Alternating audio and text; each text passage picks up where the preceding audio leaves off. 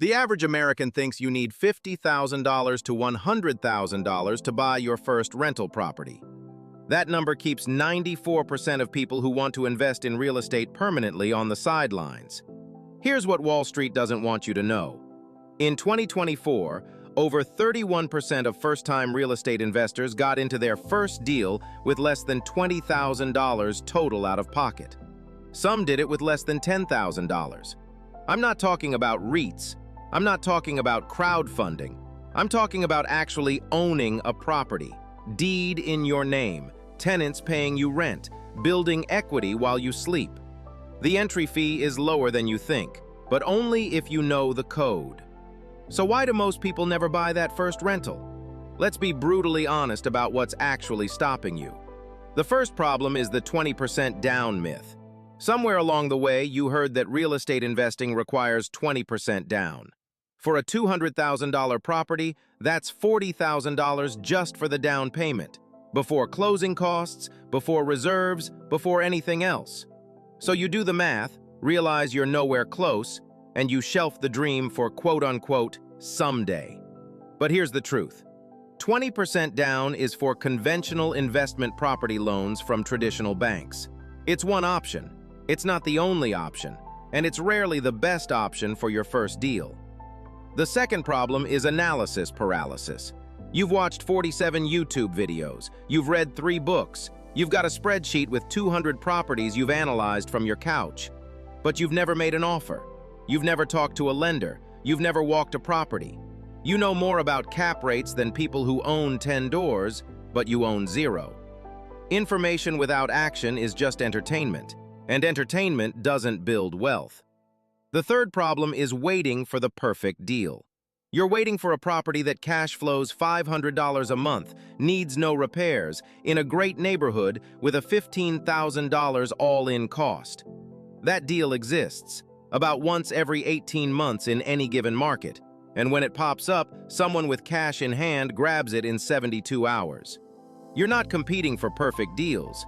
You're competing for good deals that you can make great through smart execution. The fourth problem is fear dressed up as logic. You tell yourself you're being responsible by waiting. You say you need to save more, learn more, wait for the market to correct. But let's call it what it is. It's fear. Fear of making a mistake. Fear of losing money. Fear of being the person at Thanksgiving who bought a rental that went sideways. I get it. But here's what fear costs you. Every year you wait, the average home appreciates 3 to 5%. Every year you wait, you miss 12 rent checks. Every year you wait, someone with less knowledge but more courage takes the deal you should have taken. Now let me show you exactly how this works with less than $20,000 in your pocket. There are 3 realistic paths here, and I'm going to give you real numbers on each one. Path number 1, house hacking with an FHA loan. This is the golden ticket for first-time investors. An FHA loan requires just 3.5% down on a property up to 4 units, as long as you live in one of the units for at least 12 months. Let's run the numbers. A duplex in a market like Cleveland, Kansas City, or Indianapolis might cost you $180,000. Your down payment at 3.5% is $6,300. Closing costs run about 2 to 3% of the purchase price, so call it another $4,500. You'll want 3 months of reserves for mortgage payments and basic repairs. That's roughly $4,000. All in, you're looking at $14,800 to control a $180,000 asset. You live in one unit, rent the other for $1,100 a month. Your mortgage is $1,400. You're effectively living for $300 a month while building equity and landlord experience. After 12 months, you move out, rent both units for a combined $2,100, and you're cash flowing $700 a month before expenses.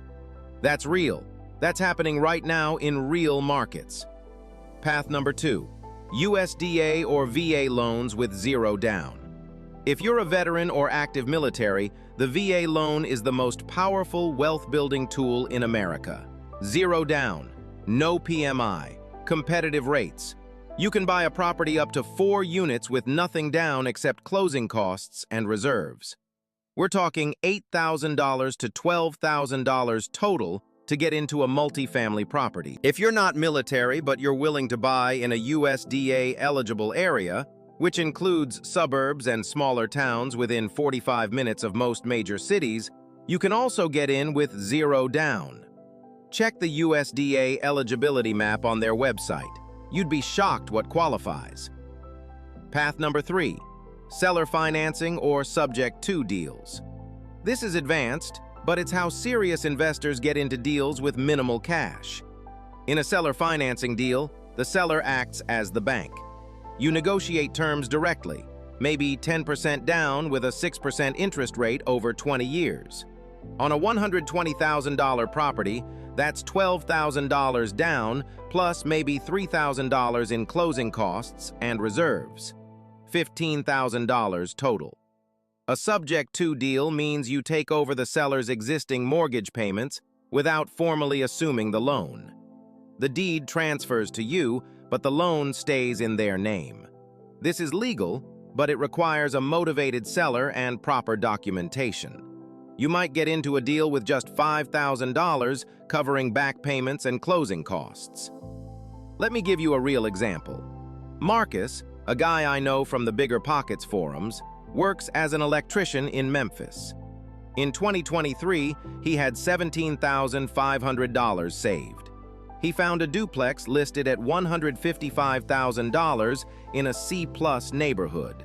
Not war zone, not luxury, just working-class families. The property had been sitting for 68 days. He offered $145,000, with the seller covering $5,000 in closing costs. They countered at $148,000 with $4,000 seller concessions. He took it. He used an FHA loan at 3.5% down. That's $5,180. His remaining closing costs after the seller credit were $3,200. He kept $8,000 in reserves. Total out-of-pocket, $16,380. He lived in the downstairs unit for 13 months, rented the upstairs for $925.